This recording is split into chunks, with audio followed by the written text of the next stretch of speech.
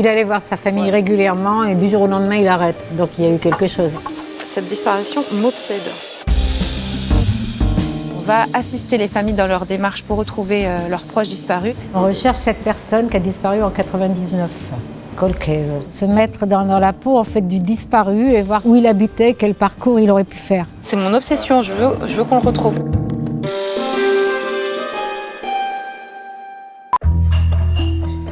Donc Franco, disparu à 19 ans.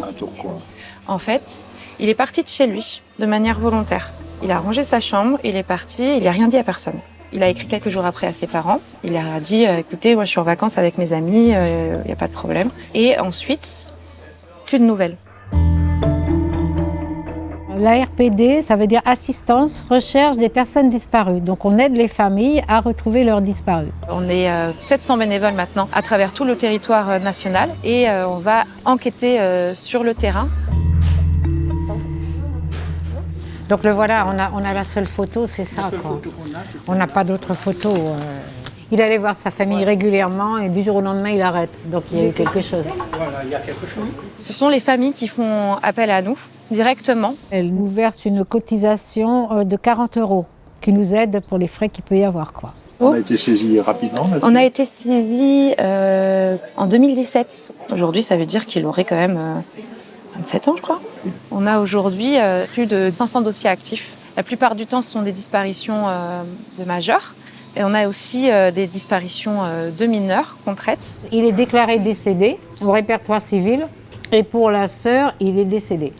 Mais elle veut savoir où et comment. On va le ressusciter là, quand même. Bon, c'est compliqué. On n'est pas là pour remplacer les enquêteurs officiels de police ou de gendarmerie. Et on ne va jamais rien faire qui pourrait compromettre une enquête. Dès qu'on a une piste intéressante, on leur envoie. Notre but, c'est vraiment de pouvoir les assister. Moi, de toute façon, je ne pense pas que la piste se termine à Lyon. Il a acheté un ticket Ouibus.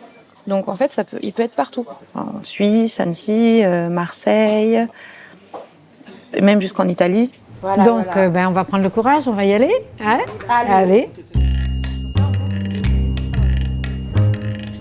J'ai commencé à ouvrir une chaîne YouTube. Bonjour à toutes et à tous. Ce qui m'intéresse, c'est vraiment la résolution. Et c'est comme ça que je me suis orientée spécifiquement vers les disparitions. Là, c'est vraiment sur plusieurs jours que la disparition s'étend.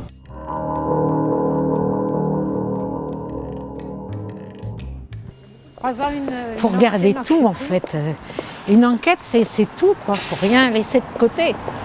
Se mettre dans la peau en fait, du disparu et voir quel parcours, où il habitait, quel parcours il aurait pu faire. On recherche cette personne qui a disparu en 99, qui a habité là avant, qui était un peu marginale. Donc ça correspondrait bien. Parce que j'ai disparu, donc je sais comment j'ai fait. C'était en 1969 et il y avait un conflit familial au niveau notamment de ma mère. J'ai pris un bateau et je suis partie en Algérie. Et j'ai disparu pendant 3 années. Ensuite, j'ai décidé de revenir. Il faut savoir que les majeurs aujourd'hui ont le droit de disparaître volontairement et de ne donner aucune nouvelle à leur famille. Parce que les familles, des fois, c'est un petit peu, c'est quand même particulier aussi. Hein. Et ça nous est arrivé très souvent de retrouver une personne et qui nous dise je ne veux pas du tout rentrer en contact avec ma famille. Donc nous, derrière, évidemment, on respecte ce choix. Je garde contact avec la personne disparue et avec la personne qui recherche. Et je me dis qu'un jour, ils vont peut-être recoller les morceaux.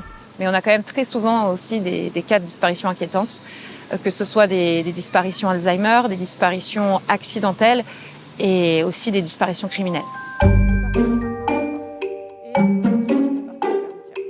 Quel genre d'outils on peut avoir pour mener ces enquêtes? C'est les outils de monsieur et madame tout le monde. Donc ça va être Internet. On développe aussi l'OSINT au sein de notre association. Et on a aussi le terrain. J'ai bien creusé, cherché. Aller en fait là où les autres ne vont pas aller. Donc c'est-à-dire qu'on va aider dans des battues, on va faire des enquêtes de voisinage, on va interroger des gens qui nous paraissent intéressants dans le dossier. Ça me prend 6-7 heures par jour, oui. Quasiment 6 jours sur 7. Ouais. Et j'y vais au feeling, hein, surtout. Tout le temps. On sait qu'il habitait dans le quartier, qu'il venait dans une église. Le but est de rechercher le curé qui officiait à l'époque et d'en savoir un petit peu plus. Ah oui, mais là, on ne va pas trouver un humain, là. On voit personne. et de nous à retrouver ce monsieur. Il va se rappeler le visage de... Ah, mais bien sûr. Parce bien qu'un musulman qui Mais vient bien sûr, dans une bien sûr. église, C'est on rare. s'en rappelle. C'est rare. On s'en rappelle. Bien sûr. J'aurais bien aimé qu'on rencontre quelqu'un, moi, quand même. Mais bon. En ce qui concerne le profil des enquêteurs, on a vraiment tout type d'enquêteurs. On a beaucoup d'anciens de la profession de gendarme ou de policier. On a monsieur et madame tout le monde, donc personnes qui sont à la retraite et qui ont envie de s'impliquer et qui ont du temps à mettre. Les personnes vont être formées pour éviter de faire n'importe quoi quand on a nos premiers dossiers. Bonjour. On recherche, est-ce que vous avez des registres des personnes qui ont été enterrées sous X en 1999, dans ces années-là? J'ai un sous-X décédé le 13 juin 1999. Ah, Lui, il a disparu en juillet 99. Oui, mais ça, on ne sait pas. Juin, juillet, voilà, On sait pas. On n'a pas de date. D'accord. Je suis sûre que c'est lui, moi. Enfin, je sais pas. Et donc, Ouais, c'est ça pour paraît que particulier. Ça paraît logique. Ça nous donne une piste, Oui.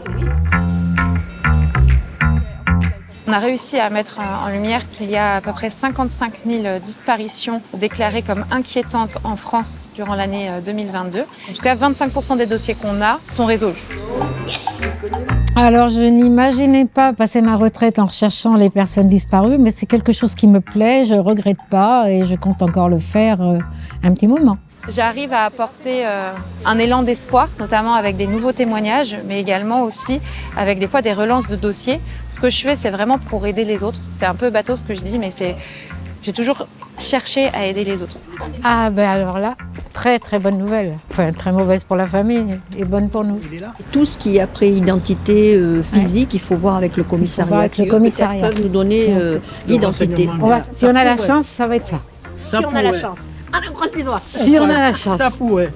Alors maintenant, il n'y aura plus que le commissariat, mais un rendez-vous. Voilà. Ah oui. Parce que là, ça va prendre du temps.